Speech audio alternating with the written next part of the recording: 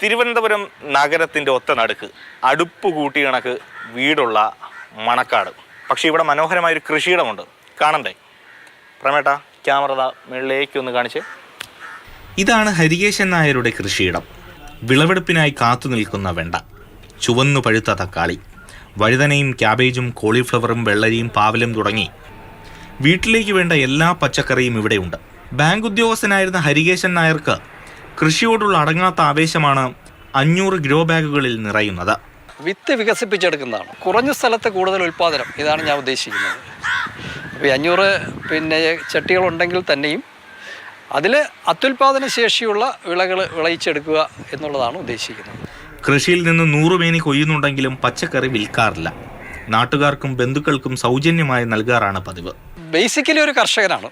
എൻ്റെ ബ്ലഡ് ഒരു കൃഷിയുമായി, ഒരു കൃഷി സംസ്കാരവുമായി ബന്ധപ്പെട്ടിരിക്കുന്നതാണ്. പിന്നെ നമ്മുടെ വീട്ടിൽ വിഷമില്ലാത്ത മലക്കറികൾ ഉൽപ്പാദിപ്പിക്കുകയും അതിൻ്റെ കുട്ടികൾക്ക് കൊടുക്കുകയും ചെയ്യുക, കുടുംബത്തിന് കൊടുക്കുക, അല്ലെങ്കിൽ എൻ്റെ സുഹൃത്തുക്കൾക്ക് കൊടുക്കുക, ബന്ധുക്കൾക്ക് കൊടുക്കുക, അയൽവാസികൾക്ക് കൊടുക്കുക, ഇതൊക്കെ വാസ്തവത്തിൽ ഒരു ഒരു ഒരു ഒരു ഒരു നല്ലൊരു കാര്യമായിട്ട് ഞാൻ കാണുന്നു. ജൈവ രീതിയിലാണ് കൃഷി. വിളകൾ നശിപ്പിക്കാനെത്തുന്നവരെ തുരത്താനുള്ള നാടൻ വിദ്യകളും ഈ 64-കാരനറിയാം. ദിവസവും 4 മണിക്കൂർ ഹരികേശൻ നായർ കൃഷിക്ക് വേണ്ടി മാറ്റിവെച്ചിട്ടുണ്ട്. മട്ടുപ്പാവിൽ മാത്രമല്ല, 10 സെന്റിലെ വീടിന് ചുറ്റും കൃഷിയുടെ സൗന്ദര്യം കാണാം. കൃഷി ചെയ്യാൻ താല്പര്യമുണ്ട്, പക്ഷേ സ്ഥലത്തിൻ്റെ പരിമിതിയാണ് പ്രശ്നം എന്നൊന്നും ഇനി പറഞ്ഞേക്കരുത്. ഈ മാതൃക കണ്ട് പഠിച്ചേക്കണം. പ്രേം ശശിക്കൊപ്പം AK സ്റ്റെഫിൻ, മാതൃഭൂമി ന്യൂസ്, തിരുവനന്തപുരം. ഗോകുൽനാഥ് ചേർന്നു. Good morning Gokul. ഇപ്പോൾ സ്റ്റെഫിൻ കണ്ട കാഴ്ചകൾ അതിമനോഹരമാണെന്ന ദൃശ്യങ്ങളിൽ നിന്ന് നമുക്ക് മനസ്സിലാവും. സ്റ്റെഫിൻ ഒരു കാര്യം കൂടി പറയുന്നുണ്ട്, അത് നമ്മൾ കണ്ടുപഠിക്കണമെന്ന്. അങ്ങനെ പലരും കണ്ടുപഠിച്ചിരുന്നെങ്കിൽ എത്ര നന്നായിരുന്നേനെ, അല്ലേ ഗോകുലെ? അതെ, തീർച്ചയായിട്ടും.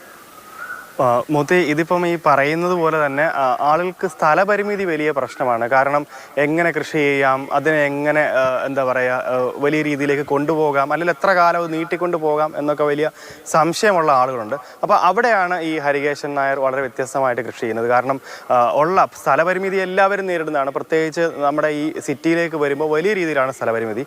അപ്പം അധികമൊന്നും വെക്കാൻ കഴിയില്ല. ഒരു ചെടി പോലും നട്ട് പിടിപ്പിച്ച് എടുക്കാൻ വേണ്ടി പാടുപെടുന്ന ആളുകളുണ്ട്.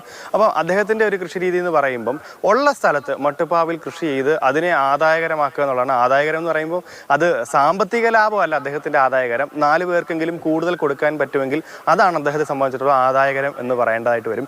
കാരണം അദ്ദേഹം പറഞ്ഞതുപോലെ തന്നെ ഏറ്റവും എന്താ പറയുക കൂടുതൽ വിളവ് നൽകുന്ന തരത്തിൽ വിത്തിനെ എടുക്കുക, ആ വിത്തിനെ വീണ്ടും പലതരത്തിൽ കൃഷി ചെയ്തെടുക്കുക എന്നുള്ളതാണ്. അപ്പോൾ അദ്ദേഹം മട്ടുപ്പാവിൽ കൃഷി ചെയ്യുന്നത് ഒരുപാട് ഇനം വിത്തുകളാണ്.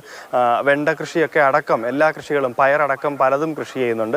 അപ്പോൾ ആദ്യ കാലത്തൊക്കെ തന്നെ ഇത് കുറച്ച് പാടായിരുന്നു. കാരണം നമ്മൾ പറയുന്ന പോലെ തന്നെ മട്ടുപ്പാവിലെ കൃഷി അത്ര എളുപ്പമുള്ള ഒരു പരിപാടിയല്ല, സംഗതി എളുപ്പമല്ല. കാരണം മണ്ണിൻ്റെതായിട്ടുള്ള പ്രശ്നങ്ങളുണ്ട്, അല്ലെങ്കിൽ ജലത്തിൻ്റെ ലഭ്യതക്കുറവ്. അപ്പോൾ എല്ലാ കാര്യങ്ങളും പരിഗണിച്ചുകൊണ്ട് തന്നെ അദ്ദേഹം കൃഷിയെ മുൻപോട്ട് കൊണ്ടുപോകുന്നു.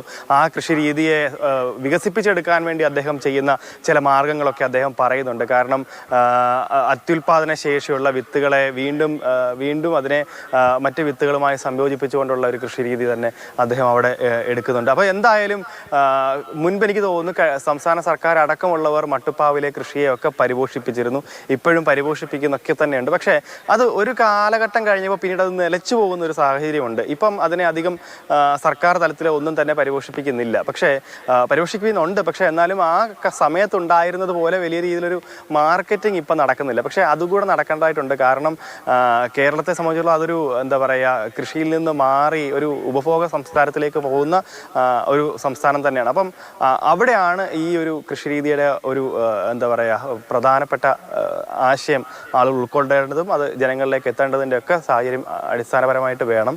അപ്പോൾ എന്തായാലും ഹരികേശൻ നായർ ഇത്തരത്തിൽ കൃഷി ചെയ്ത് ആളുകളിലേക്ക് എത്തിക്കുകയാണ്. അപ്പം എത്രയും ആളുകളിലേക്ക് എത്തിക്കാൻ പറ്റുമോ അത്രയും ആളുകളിലേക്ക് ഈ ഒരു കൃഷി രീതി എത്തുക, ഒപ്പം തന്നെ എത്രയും പെട്ടെന്ന് എല്ലാവരിലേക്കും ഈ കൃഷിയുടെ ഒരു സ്വാധീനം ഉണ്ടാവട്ടെ എന്ന് ആഗ്രഹിക്കുന്നു.